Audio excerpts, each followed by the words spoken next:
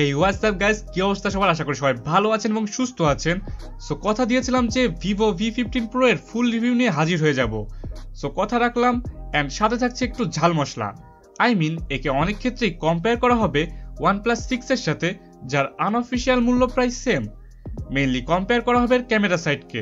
So popcorn নিয়ে বসে পড়ুন ফুল মুভিটি দেখার জন্য, রিভিউ। সো আর এক্সট্রা কথা না বলে রিভিউয়ে ঢুকে পড়ি।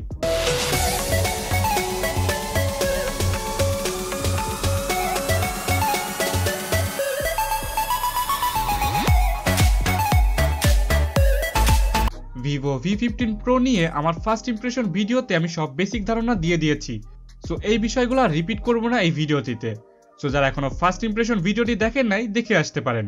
সো আজ এই ভিডিওতে আমি আমার ভিভো V15 Pro নিয়ে ভালো লাগা এবং খারাপ লাগা দিকগুলো তুলে ধরবো আপনাদের সামনে।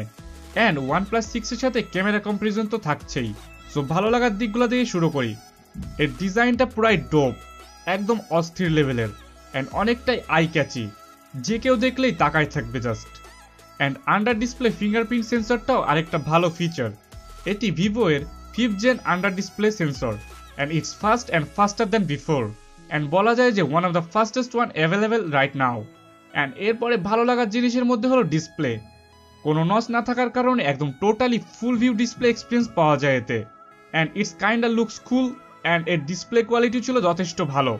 6.39 ইঞ্চের ফুল এইচডি প্লাস ডিসপ্লে ব্যবহার করা হয়েছে এতে, PPI 400+ এবং DCI-P3 কালার গ্যামেটের সুপার অ্যামোলেড ডিসপ্লে থাকছে এতে। অ্যান্ড অ্যামোলেড ডিসপ্লে যে কতটুকু ডোপ হয় এটা কারোকে বোঝানো লাগবে না। ডিসপ্লেটা একদম মাখন ছিল, কোনো নেগেটিভিটি অথবা কালার শিফটিং এতে দেখতে পাই নাই। কালার রিপ্রোডাকশন ছিল অনেক ভালো। অ্যামোলেড প্যানেলের ভিভিড এবং কন্ট্রাস্টিক কালার পিকচার এনজয় করা যায় এতে। তবে কম্পেয়ার করার জন্য OnePlus 6কে এবং ভিভো V15 Pro-কে পাশাপাশি রাখলাম। সো আপনারা নিজেরাই কম্পেয়ার করতে পারবেন। তবে আমার কাছে মনে হয়েছে OnePlus 6 এর ডিসপ্লেটা একটু ভিভো এর থেকে বেশি কন্ট্রাস্টি, তবে ডিফারেন্সটা খুব কম। সো আপনার কি মনে হয় কোনটি বেটার ডিসপ্লে? অবশ্যই কমেন্ট করে জানাতে ভুলবেন না।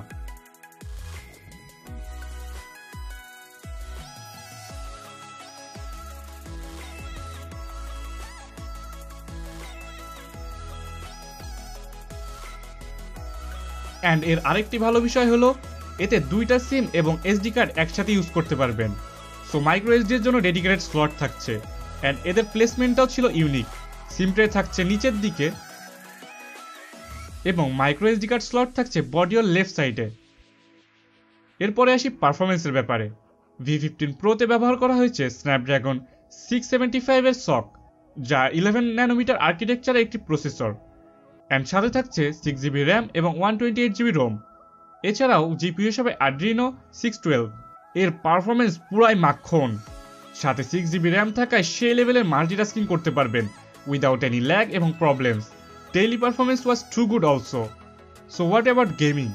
অনেকক্ষণ যাবৎ পাবজি খেলেছি, অ্যান্ড ডিফল্টভাবে এইচডি সেটিংসে সাজেস্ট করছিল। তবে কিছুক্ষণ এইচডি সেটিংসে খেলার পর হঠাৎ ল্যাগের দেখা পেলাম। তবে আমি শিওর ছিলাম না যে এটা নেটওয়ার্ক ল্যাগ অথবা ফোনের। তবে আমার কাছে মনে হয়েছে এটা নেটওয়ার্ক ল্যাগ, কারণ যে কোনো সেটিংসে ল্যাগটা হচ্ছিল। ওয়াইফাই কানেকশন ভালো না হওয়ার কারণে নেটওয়ার্ক ল্যাগ হয়ে থাকে মাঝে মাঝে। সো গেমিং নিয়ে কোনো প্রবলেমই ছিল না। So all over gaming performance ছিল টোটালি স্মুথ। ভিডিও শেষে আমি পাবজি গেম প্লে অ্যাড করে দিব, চাইলে আপনারা দেখে নিতে পারেন। অ্যান্ড অনেকক্ষণ ধরে পাবজি খেলার পরেও তেমন কোনো হিটিং ইস্যু খেয়াল করি নাই আমি। সো গেমিংয়ের জন্য যথেষ্ট ভালো। এর ইউআই এর ব্যাপারে তেমন কিছু বলার নাই, যথেষ্ট ক্লিন এবং স্মুথ ছিল এর ইউআইটি। যারা iOS টাইপের ইউআই পছন্দ করেন অথবা iOS ইউজার তাদের ভালোই লাগবে, কারণ এর সেটিংস, নোটিফিকেশন প্যানেল অনেকটাই same. So user interface snappy এবং ফাস্ট ছিল। তবে not a fan of this UI. And ফোনটি লেটেস্ট অ্যান্ড্রয়েড পাইতে রান করছিল।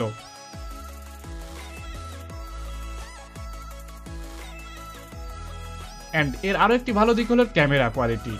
এর ব্যাকে ট্রিপল ক্যামেরা সেটআপ ব্যবহার করা হয়েছে, যার মধ্যে একটি পাবেন 48 মেগাপিক্সেলের সেন্সর, এছাড়া ওয়াইড অ্যাঙ্গেল লেন্স এবং depth sensor. So picture quality যথেষ্ট ভালো ছিল। বলা যায় যে ইনস্টাগ্রাম অথবা ফেসবুক অথবা সোশ্যাল মিডিয়া রেডি টাইপের পিক পাবেন। সো পিক তুলেই উইদাউট এডিট আপলোড দিয়ে দিতে পারবেন। এবং কিছু পিকচার V15 Pro এবং OnePlus এর পাশাপাশি দিব।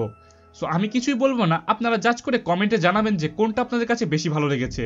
বাট যারা সোশ্যাল মিডিয়াতে প্রচুর পিক আপলোড দিতে পছন্দ করেন তাদের জন্য V15 Proই ভালো হবে। এবং OnePlus 6 এ আমি একটু কালার নিয়ে প্রবলেম ফেস করছিলাম। একদিকে ভিভো একটু সাদা সাদা পিক দিচ্ছিল, অন্যদিকে OnePlus 6 একটু বেশি স্যাচুরেটেড পিক দিচ্ছিল। সো বাকিটা আপনারা নিজেরা দেখে জাজ করে নেন এবং কমেন্ট করে জানাবেন যে কোনটি আপনাদের কাছে অ্যাকুরেট এবং বেশি ভালো লেগেছে। So enjoy the photo sample.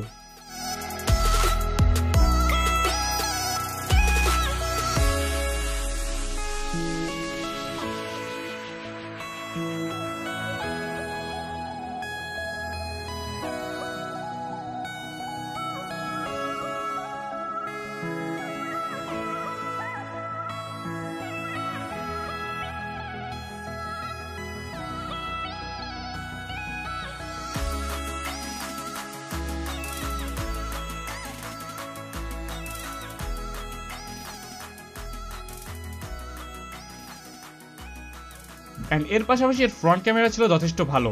So যারা সেলফি লাভার তাদের জন্য একদম পারফেক্ট বলা যায়। এবং V15 Pro এ পাবেন 4K 30fps রেকর্ড করার সুবিধা।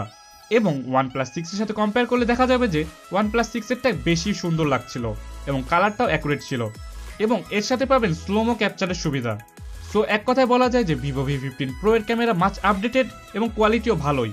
তবে 32 megapixel pop up selfie camera still a gimmick, কোনো প্রপার সলিউশন না এটা। অ্যান্ড এর ম্যাক্সিমাম একটা ওয়ার্ক লিমিটও আছে, তবে ইনোভেশনটা খারাপ না। অ্যান্ড এতে পাবেন 37 mAh ব্যাটারি। আমি প্রায় 1 ঘন্টা টানা পাবজি সেশনের পরে মাত্র 17% চার্জ কনজিউম করেছিল এটি। সো ইজিলি মডারেট ইউজে 6 থেকে 7 ঘন্টা মতো এসওটি পাবেন। অ্যান্ড এর ডুয়েল ইঞ্জিন ফাস্ট চার্জিং সাপোর্টও ছিল অনেক ভালো, 15 মিনিটে 24% বেশি চার্জ করতে পারবেন। প্রিটি মাছ 2 ঘন্টা অথবা 1.5 আওয়ার্সের মধ্যেই ফুল চার্জ করে ফেলতে পারবেন। এবারে সে খারাপ দিকগুলোর বিষয়ে। ফার্স্ট খারাপ দিক হলো এটি একটি plastic build phone, so that sucks. And এতে থাকছে না কোনো টাইপ সি সাপোর্ট। 40K বাজেটে টাইপ সি নাই, দ্যাট অলসো সাকস।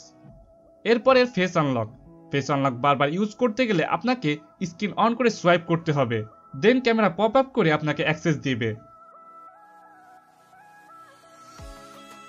এবং লাস্ট প্রবলেম হলো এর প্রাইস নিয়ে। 40K is too high for this phone.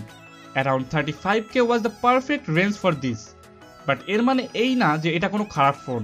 Quite interesting and innovative একটা ফোন, কারণ এখানে আপনি শুধু স্পেক্সের কস্টই দিবেন না, এর সাথে ইনোভেশনের কস্টও আপনাকে দিতে হবে। লাইক মিড রেঞ্জ ফোনে under display fingerprint sensor, pop up selfie camera এবং অফিসিয়াল ওয়ারেন্টির সাথে সবাই আপনাকে এইগুলো অফার করবে না।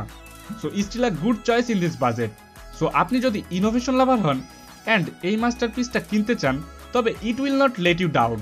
সো আজ এই পর্যন্তই। আশা করি সবাই ভালো থাকবেন এবং সুস্থ থাকবেন। আবার নতুন কোনো ভিডিও নিয়ে আপনাদের সামনে হাজির হয়ে যাব। Till then, Rezwan Hasnat signing off. আল্লাহ হাফেজ।